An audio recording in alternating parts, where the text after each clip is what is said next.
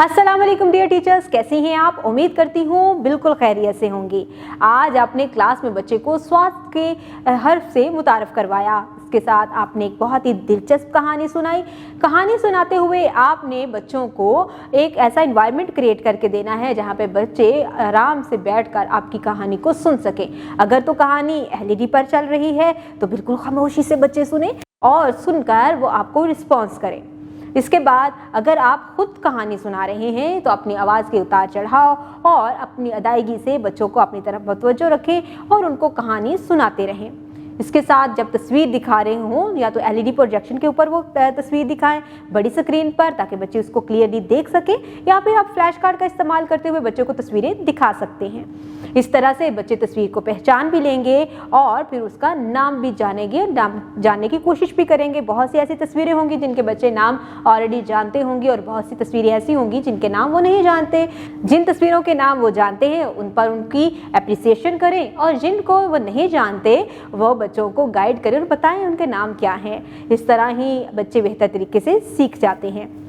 स्वाद को पढ़ना और लिखना सिखाएं। स्टीम एक्टिविटीज़ करते हुए बच्चों को इन्वॉल्व करें, बच्चों के ग्रुपिंग करें, बच्चों को मिलकर काम करने की तरजीह दें, उनको कोलैबोरेशन सिखाएं, उनको पार्टिसिपेट करना सिखाएं, उनको सिखाएं कि एक दूसरे की राय का एहतराम कैसे किया जाता है और जब कोई एक्टिविटी हो रही होती है तो उसमें कोऑपरेट किस तरह से किया जा सकता है। इस तरह से बच्चे सॉफ्ट स्किल्स भी साथ साथ सीख रहे हैं और स्टीम एक्टिविटीज़ को भी बहुत अच्छे तरीके से परफॉर्म कर रहे हैं।